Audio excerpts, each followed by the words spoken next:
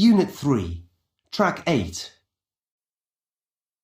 Hello everyone and welcome aboard the Sunshine Express on our journey from London to Naples.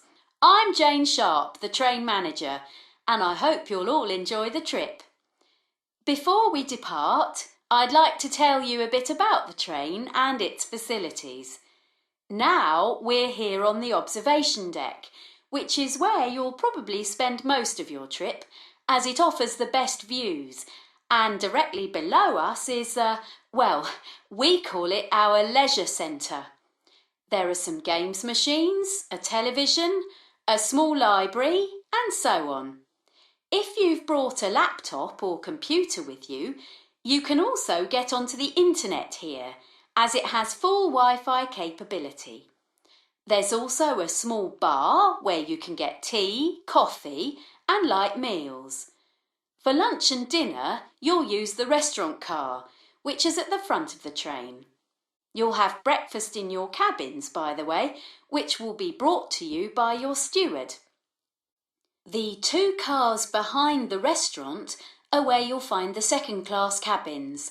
Each cabin has seats which are changed into beds at night. You'll also find a simple basin for washing and a small fold-down table. First-class passengers, your cabins are at the back of the train. To get to them, you'll need to pass through the lounge. This can be used by everyone during the day, but is exclusive to first-class passengers after 6 p.m. Right at the back of the train, basically as far as you can go, is my office. If anyone needs to see me though, please use the phone in your cabin rather than coming to the office. Just press 1 and you'll get me. If I'm not there, tell your steward you need to see the manager and he or she will look for me.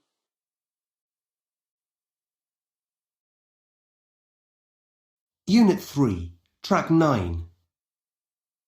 Right, let me give you a bit more information about the trip.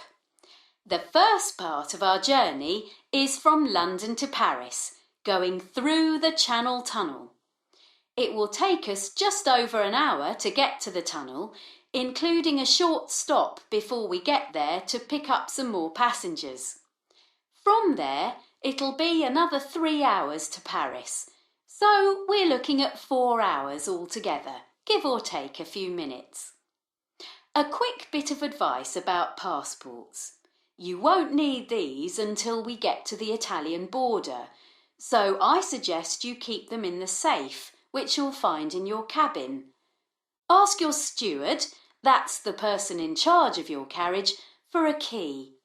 That way you won't need to carry them with you all the time. Now, meals. As I said earlier, breakfast tomorrow morning will be in your cabins, and this will be served at about 7:30, 7:45, so you'll be able to enjoy it as we travel along the southern French coast. Lunch is at 1 o'clock in the restaurant car, and dinner is at 8 o'clock, although we'd like you all to be at your table about 15 minutes earlier, at 1:45, if you could. When we get to the Italian border tomorrow morning, our train will change engines and we'll also be getting a new crew. We'll be taking advantage of the stop to have a look around. I've arranged a visit to the local market, a museum and a castle. This will take about 4 hours, with a break for coffee in a local cafe, and we'll be back on the train in time for lunch. A few quick rules. Some of you might have brought your own food or drink on board. That's fine, but could we ask that you consume it in your cabins and not in the restaurant or lounge? Could we also ask you to make sure your cabin windows are closed when you're not in your cabin? And whatever you do, don't get off the train until we reach the Italian border. Apart from the border and 1 or 2 other places which I'll tell you about, any stops we make will only be for a few minutes. I'd hate to leave anyone behind.